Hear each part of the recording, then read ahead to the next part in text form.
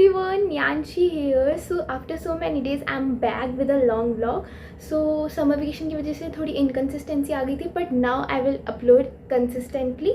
And also I have exams in August, so I have to study a lot. और मैं start कर रही हूँ मैथ से, because मैथ मैंने अभी तक मैं start नहीं करी है. So let's start. So I have applied maths and I am studying chapter 1, which is numbers, and I am seeing the first lecture of it, which includes that how to convert binary numbers into decimal and how to convert decimal numbers into binary. And also it has concept of how to add binary numbers and how to subtract them. If I compare to 10th class, the 11th math is totally different. So after completing half lecture, I took a break and my mom gave me Maggie.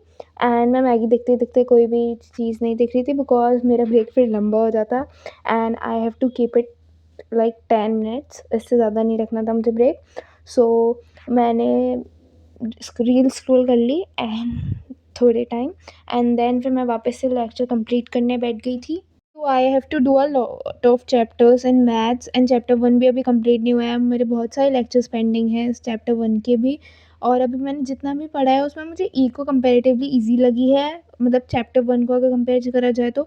और BST मुझे बहुत लेंदी लगी, उसके chapters बहुत बड़े बड़े हैं.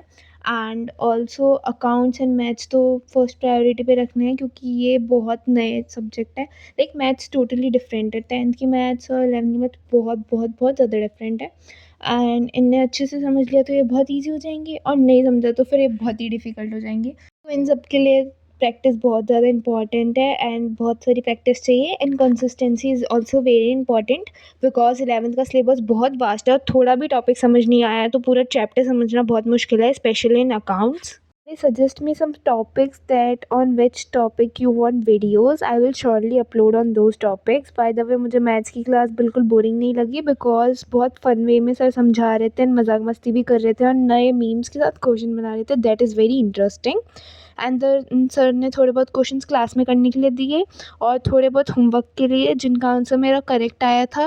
और जो चैप्टर 1 में सर ने लेक्चर में समझाया वो तो मुझे समझ में आ गया था.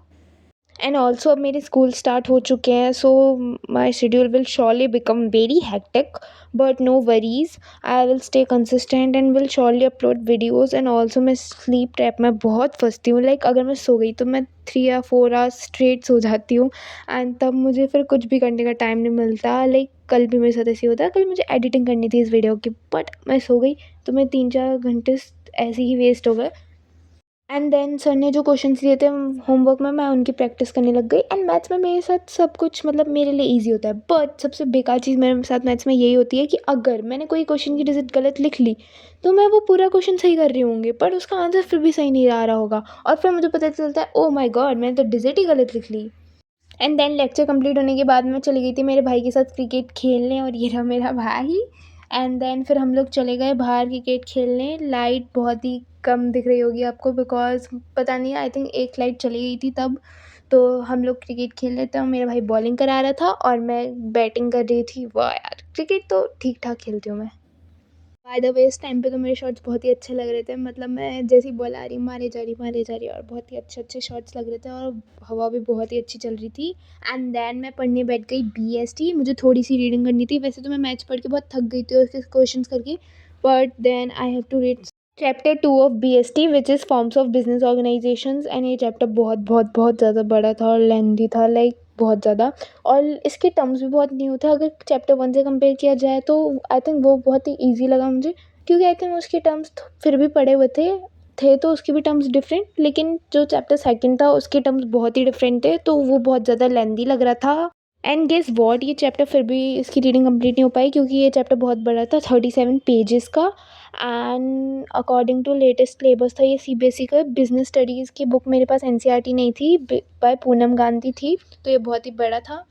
बट सक्सेसफुली मेरे आधे चैप्टर की तो रीडिंग कंप्लीट हो गई थी, एंड आज का टास्क भी.